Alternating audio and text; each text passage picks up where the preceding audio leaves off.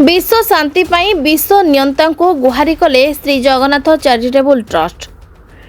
संप्रति अमेरिका इस्राएल एवं ईरान मध्य संगठित युद्धर विभीषिका सारा विश्व को स्तब्ध कर देछि।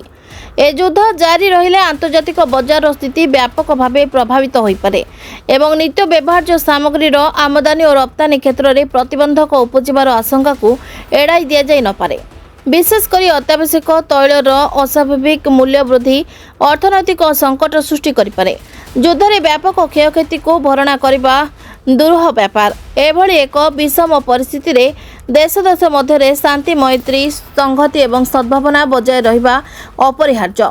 एही युद्ध आसंता समय तृतीय विश्वयुद्धर आशंका को एड़ाई दि जाई न पारे बोली बुद्धिजीवी मत रही। श्रीक्षेत्राधिपति महाप्रभु जगन्नाथ केवल श्रीक्षेत्र नाथ नुहंती, से होचंती सारा जगतर नाथ।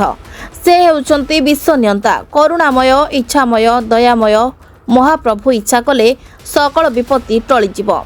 विश्वपिता विश्वपति महाप्रभु महाबाहु श्री जगन्नाथଙ୍କ आशीषर धारा वर्षि जाऊ सारा विश्व रे।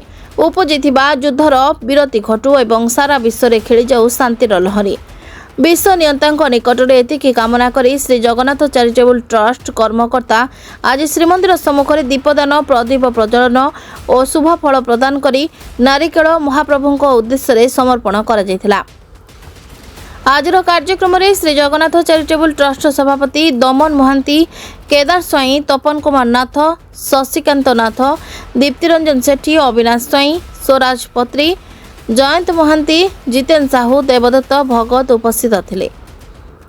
भुवनेश्वर विनोद कुमार भोईଙ୍କ रिपोर्ट, प्रतीक्षा न्यूज।